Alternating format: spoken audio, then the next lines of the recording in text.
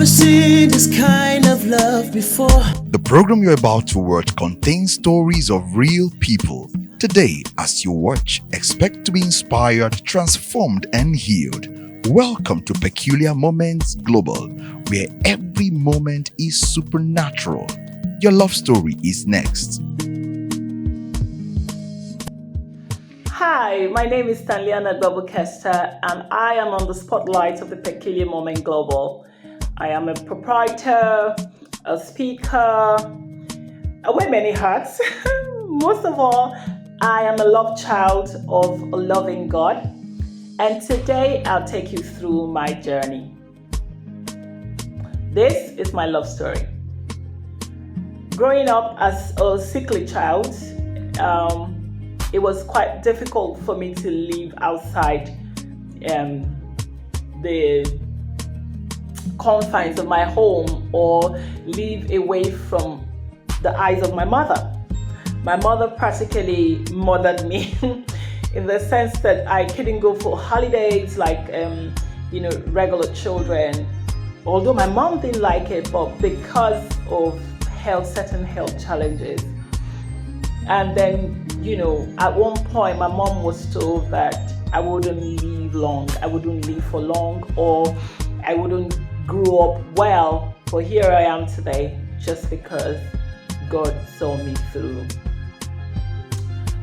Growing up and then getting to leave the house for youth service in 2008, and leaving was even amazing because at the time my mom couldn't even afford to allow me stay in the hostel.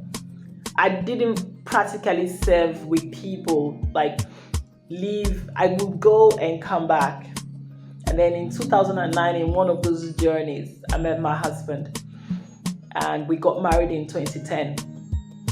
Getting to live in another state, my mom was not okay with it because she felt like I was going to be away from her. How would she help me? I practically had my mom sending my siblings to come and look at me, look after me and all that.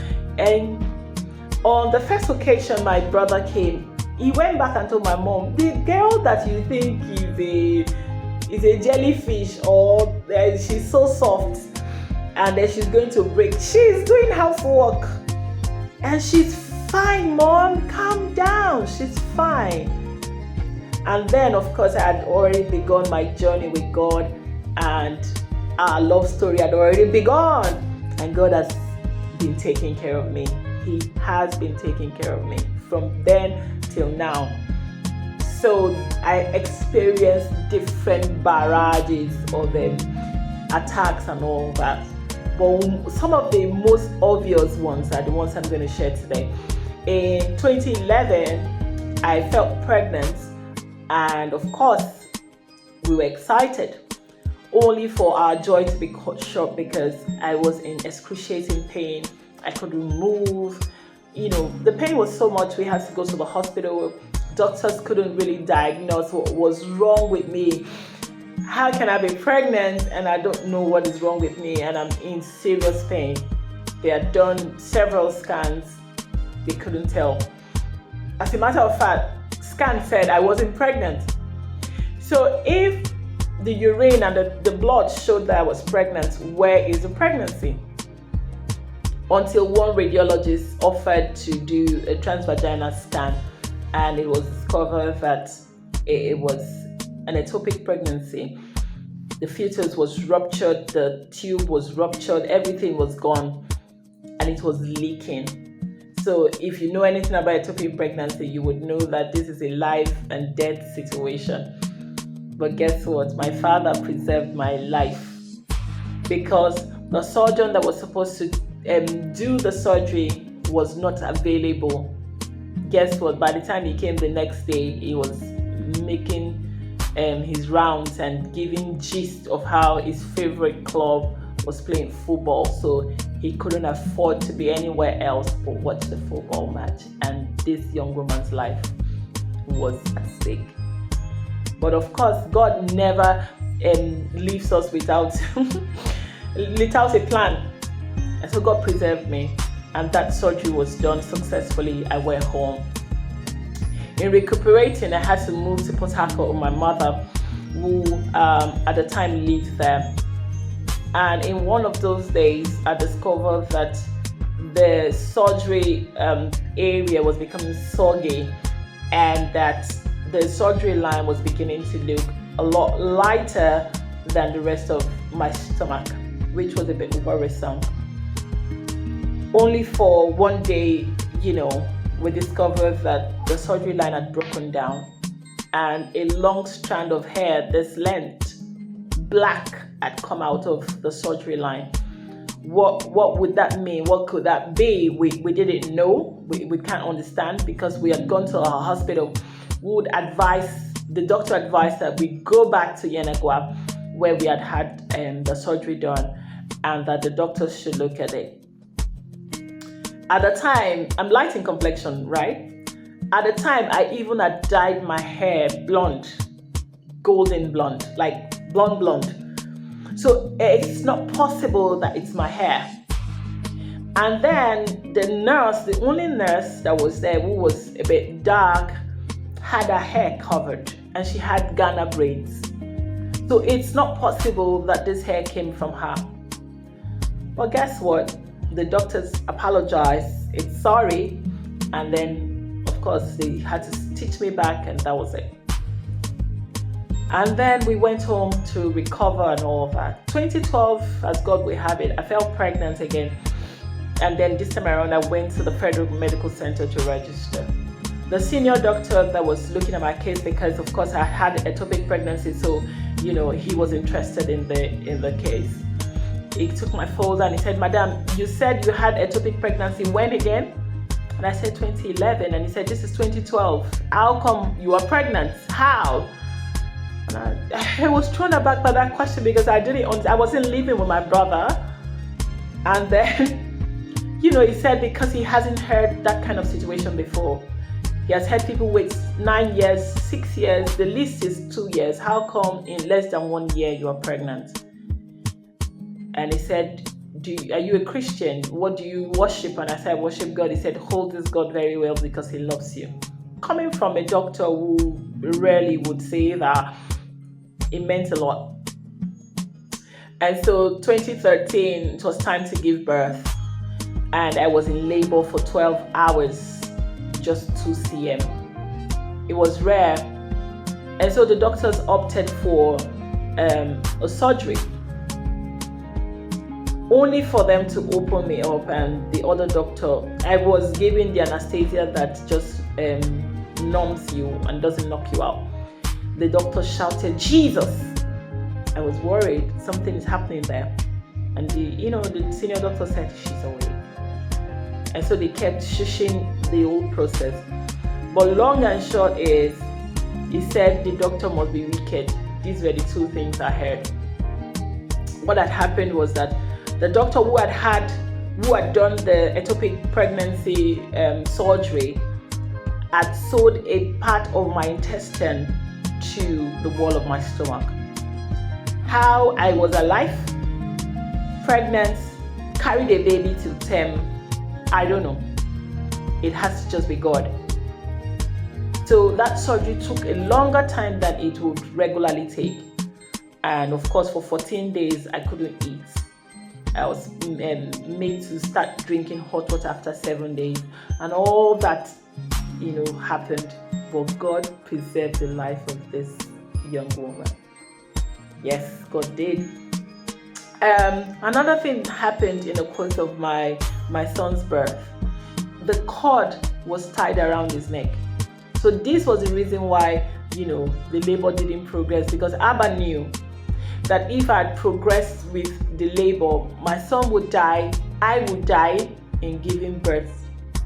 And then it would be that, oh, this girl, death has been calling your name since. Do you understand? Because of course I told you I'd been a sickly child and all that, but God preserved me. 2015, we had started our school, everything was going well, I had my baby, and then the devil struck again. 2 weeks after giving birth, my husband was involved in a ghastly motor accident. If you see this car and they tell you someone came out of it, you would deny. You would say it's a lie. But my husband came out unhurt. The driver of the vehicle had his 2 legs crushed. He wore metal for almost 2 years. The guy at the back died on the spot, but my husband did not have a scratch. As much as a scratch. Guess what? Just few minutes to the time of the accident, he fell asleep. So even if you ask him today, he really cannot tell you exactly what happened. That's how God preserved me and did not allow me to be a widow after 2 children. So God kept us, And then while I went to, because they called me on phone when they rushed him to the hospital. And then I went to the hospital. Guess what? I don't know that man from anywhere. And even if I see him today, I would not recognize him. He said something. He said, "Madam, this is a play of power. You are a praying woman." And I looked at him and I said, "It's God." And he said, "Yes, but this God is using you." And, I've used these experiences to encourage young women. I've had the privilege to mentor and all that. As a wife, as a woman, you must know your place. Oh, you must know your place in the place of prayer. You must be able to exact and transact with this power that God has given us. And so God has called me, or God has enabled me to use these stories that I've had. There are a lot of stories, but for today, I'll just share this and then, use this love story to encourage young women to say, oh, this place that you have with God in your home, don't forget it, because you will just be that bridge and that connection. And so through the school as well, God has given me the platform to also mentor children, mentor young people into this life of grace and into this walk of faith. And I've had the privilege to do that for years, and I am super, super grateful. It's an elementary school. We're looking to, go higher and further by God's grace. And, as well, we have this, I have this group called Finding Essence. God has also helped through podcasts. I have a podcast that I do, Finding Essence, talking to young women, just so that they find their place and they have this strong fitting to understand the love of God and to transact with that love. Thank you so much, Peculiar Moments Global, for having me on this spotlight. I'm excited to be here and to have shared my story. Thank you and God bless you. Do you remember how it felt when you found yourself in a deep mess?